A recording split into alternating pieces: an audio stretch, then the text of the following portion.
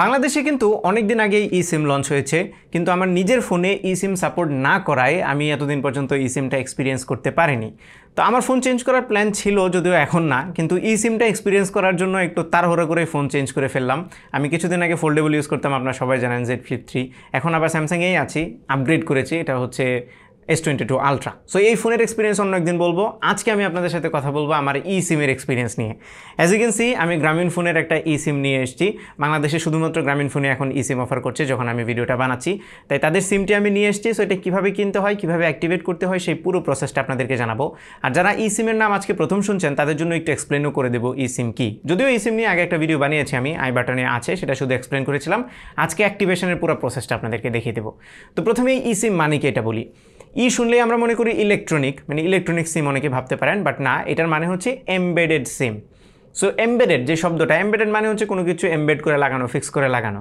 So আমরা যে প্লাস্টিকের সিম ইউজ করি এটার মধ্যে কিন্তু একটা চিপ থাকে।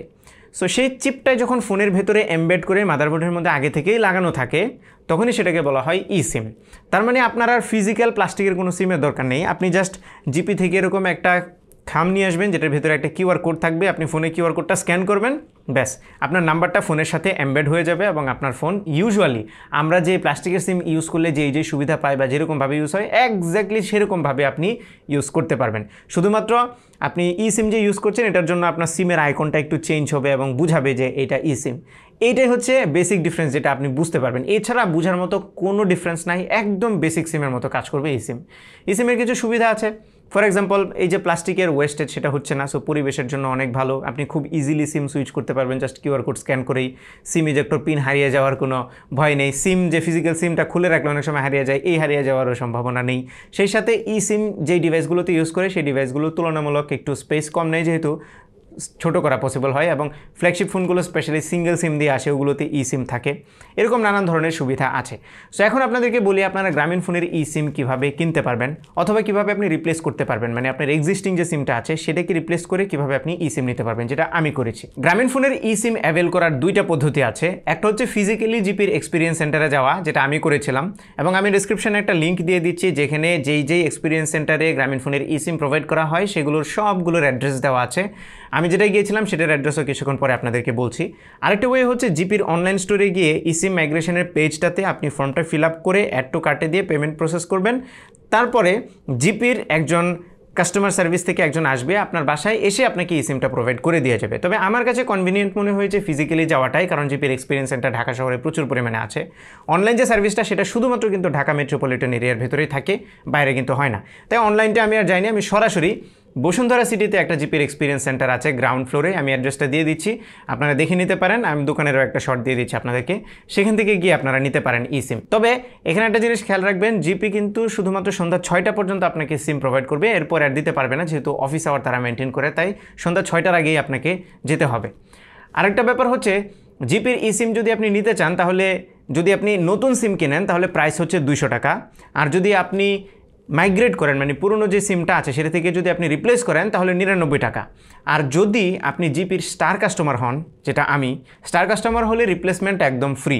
সো আমি জাস্ট ওখানে গিয়েছি, যাওয়ার পরে সে আমার নাম্বারটা জিজ্ঞেস করলো, নাম্বার দিলাম, ফিঙ্গারপ্রিন্ট দিলাম, দেওয়ার পরেই সে কিন্তু আমাকে সিমটা দিয়ে দিল একদমই ফ্রি অফ কস্ট। তার মানে ই সিমে আপগ্রেড করতে আপনার কোনো টাকাই লাগতেছে না, জোস, যদি আপনি স্টার কাস্টমার হন আর কি। ওকে, সো এইবার চলে আসি এইটার ভেতরে কী আছে অ্যাকচুয়ালি।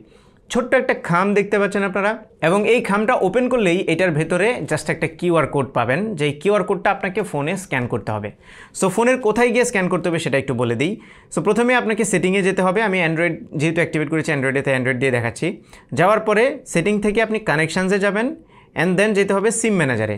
সিম ম্যানেজারে গেলেই আপনি দেখতে পারবেন এখানে অ্যাড মোবাইল প্ল্যান নামের একটা অপশান আছে, সেই অ্যাড মোবাইল প্ল্যানে প্রেস করবেন। এরপরে এখানে স্ক্যান ক্যারিয়ার কিউআর কোড নামের একটা অপশান আছে, এইটাতে ক্লিক করে আপনি সিম্পলি কিউআর কোডটা স্ক্যান করে দেবেন, দ্যাটস ইট। এরপরে অ্যাক্টিভেট হতে একটু সময় লাগবে। অ্যাক্টিভেট হওয়ার পরেই আপনি দেখতে পারবেন আপনার ফোনে যদি সিঙ্গেল সিম থাকে তাহলে 2টা সিম চলে আসবে, আর যদি 2টা থাকে, অনেক ফোন আছে 2টা থাকলে একটা ফিজিক্যাল সিম ডিসেবল করে আর একটা ইসিম এনাবল করা যায়। যেটা হোক, এক এক ফোনের বেলা এক একটা হয়, আপনার ইসিম কিন্তু তখন অ্যাক্টিভেট হয়ে যাবে। As simple as that.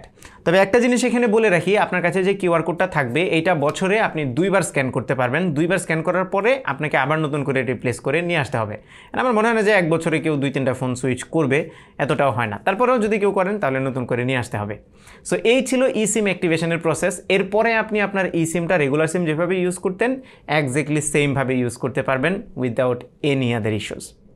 So বুঝতেই পারছেন ইসিম একটা ফিউচার টেকনোলজি, অ্যান্ড আপনাদের ফোনে যদি ইসিম সাপোর্ট করে তাহলে অবশ্যই ইসিমটা নিয়ে নেবেন। ইসিম সাপোর্টেড ফোনের লিস্টের যেই একটা লিঙ্ক আছে সেই লিঙ্কটাও ডিসক্রিপশনে দিয়ে দেবো, আপনারা সেখান থেকে চেক করতে পারেন আপনার ফোনে ইসিম সাপোর্ট করে কিনা। So thank you so much Grameenphone, বাংলাদেশে এরকম অ্যাডভান্সড একটা টেকনোলজি ইসিম চালু করার জন্যে। আপনারা আশা করি সবাই ইসিমে মাইগ্রেট করবেন। সো এই ছিল আমাদের আজকের ভিডিও। আশা করি ভিডিওটা আপনাদের ভালো লেগেছে। যদি ভালো লেগেই থাকে তাহলে ভিডিওতে একটা লাইক দেবেন, কমেন্ট করে জানাবেন কেমন লাগলো। আপনার ফ্রেন্ডদের সাথে শেয়ার করতে একদমই ভুলবেন না। আমাদের পেজে ফলো এবং চ্যানেলে সাবস্ক্রাইব তো মাস্ট। দেখা হবে পরবর্তী ভিডিওতে।